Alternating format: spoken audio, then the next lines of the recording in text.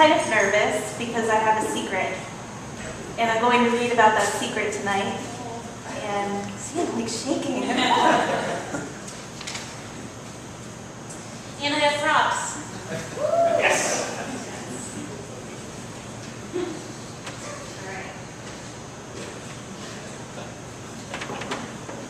Don't laugh, I made this. Alright. It's frigid in here. It's a little chilly. Alright, this is nonfiction, and it's called Living in a Locked Ward. Here we use stubby golf pencils, not pens. We write thick letters in black and white modeled composition books. There are no wire bindings here. When we aren't in therapy, eating, or sleeping, we are coloring or writing. Someone brings in a Tiffany stained glass coloring book and the staff copies the pages. We fill in splinter of glass by splinter using crayons. A woman with long gray hair, an alcoholic, brings in a set of beautiful markers and lets me use them if I sit right next to her and only use them one at a time. Later, someone brings in a Disney princess's coloring book and the crowd goes wild. We're supposed to ponder why we're here, but all I can focus on is what we've not got. Instead of mirrors, we have plates of metal that resemble cookie sheets. There are no metal rings holding the shower curtain to the rod, and the rod is higher than I can reach. Privacy is a limited thing. A tech is assigned to a group of us a day, and they check on us every 15 minutes, whether we are sleeping, showering, or taking a shit. This is a lockdown ward. There's a little patio where we can sit, but there's a 10-foot tall concrete wall around it.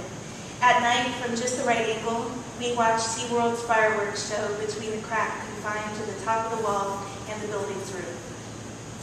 If we're good, we get to play. Outside, it's 50 degrees, and we take off our shoes and socks and roll up our jeans. We play volleyball in the sand.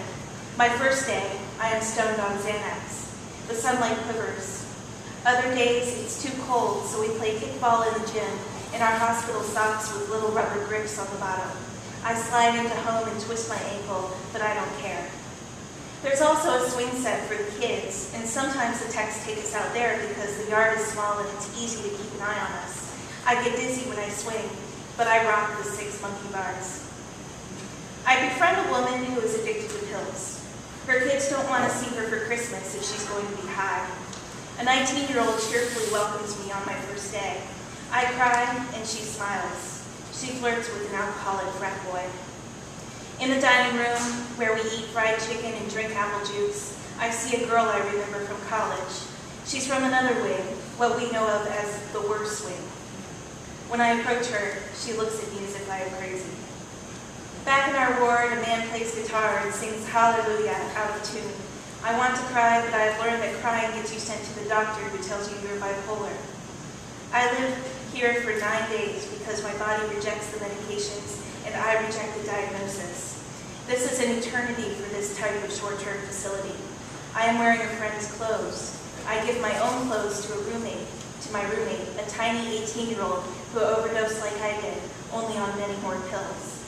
I wanted to die, she said, and I had a hard time believing her.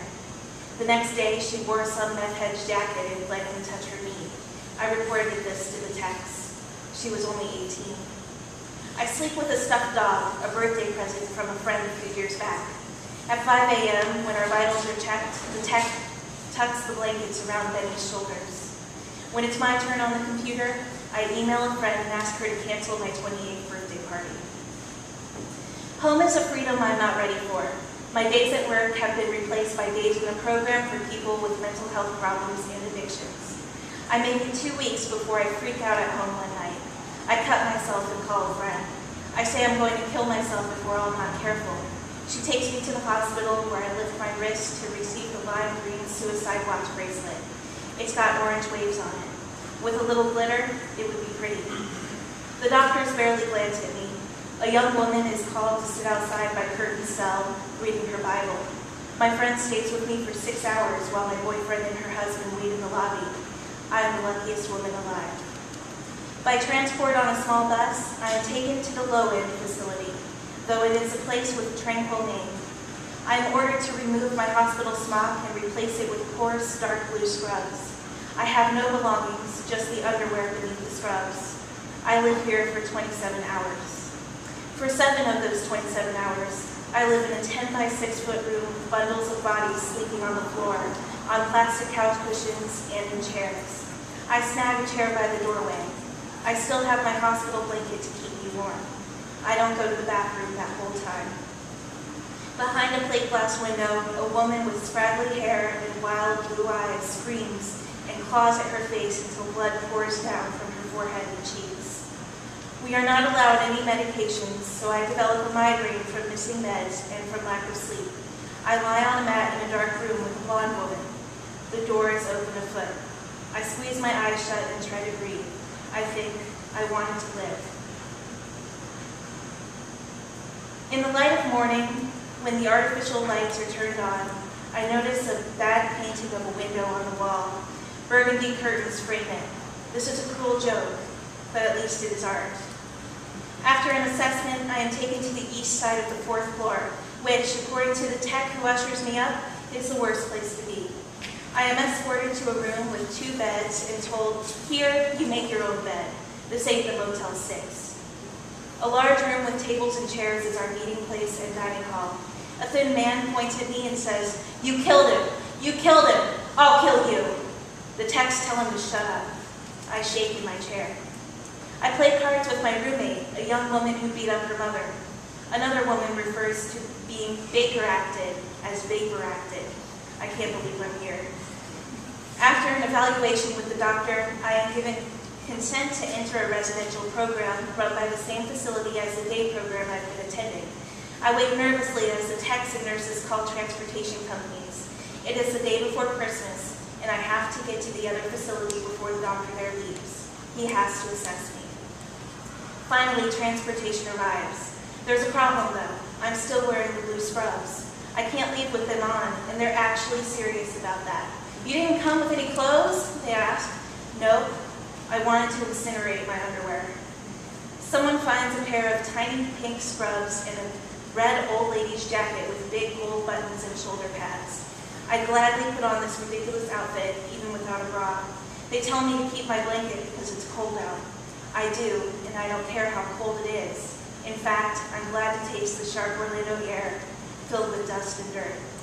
It's just the driver and me, and he thinks we're going somewhere much closer than we are, to the facility's other location. When I tell him otherwise, he says, "I hope you know how to get there," and I lead him there turn by turn. To him, I must not be crazy. To him, I am even someone to trust. My 3rd and final home this December is a private facility that I could not be happier to enter. This is not a lockdown ward, though we are not allowed off the property without supervision. That is fine by me. Here I can go to any room I want, from the wicker furniture of one small room to the faux leather sofa of the snack room to even the privacy of the bedroom I share with one other resident. The bedrooms are big, as this is rumored to be a converted nursing home. Each room can fit 3 beds if needed.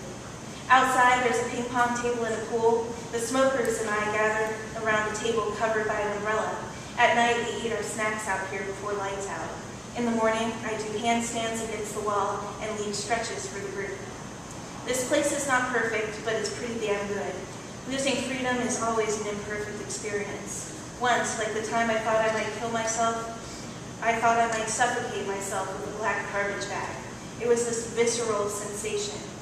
That's the thing when you have bipolar disorder and OCD. You might not know, you never know what will come up next. And once an idea comes into your mind, like those black garbage bags, you can't shake it. Afraid that I might actually do something to hurt myself, the team puts me on watch, which means that I must stay within the eyesight of a tech who's been assigned to me and the other girl on watch, an 18-year-old who cut on a greater scale than I did. On watch, we have to go everywhere together. We color in pictures from geometric-themed coloring books for each other. One day I cry all day because I'm sick of being on watch, and because I start crying, I can't stop. They change my meds, and the crying decreases. The director of the facility comes up to me and says, "I know it's not easy. You're doing a good job, and we all know this." My description of my stay at this last facility becomes not one of, "I stayed this long," but "I was allowed to stay this long." Others, insurance companies cut off their care after 3 or 4 weeks, but thanks to my insurance company and my workplace's tolerance, I was able to stay 5 weeks in residential care, plus another 4 weeks in the day program. At first, the real world is scary. I'm afraid I won't remember how to drive a car, but it comes back. I spend time in my home with the blinds open, enjoying the view of the world that I have chosen. Back at work, I do not stay where I have been. Everyone is distracted by the tragedy a coworker has unfortunately faced anyway. Again, I wonder if I will be a slower typist. I wonder if I'll be able to keep my job. The good news is that I do. The good news is that I haven't been admitted into such mental health facilities since. It bears mentioning that each facility is privately owned, and the first and last facilities are owned by the same company. Freedom is worth relishing. One knows that, but not really. You don't really know freedom until you've lost it both physically, from your home, your space, your garden, your job, and mentally, from what you thought was a fine frame of reference that you now learn has been skewed this whole time. When I entered the final facility and they told me I was a type of bipolar that didn't register much mania, I finally accepted it. I am diagnosed with bipolar 2, the kind that's more characterized by depression, along with OCD. The OCD I accepted much more readily. After all, David Sedaris wrote about having OCD in his book Naked. But even though Catherine Zeta-Jones had just come out as being bipolar, I wasn't ready for it. Not that diagnosis. That's what I mean about being free in the mind, free from judgment, even your own.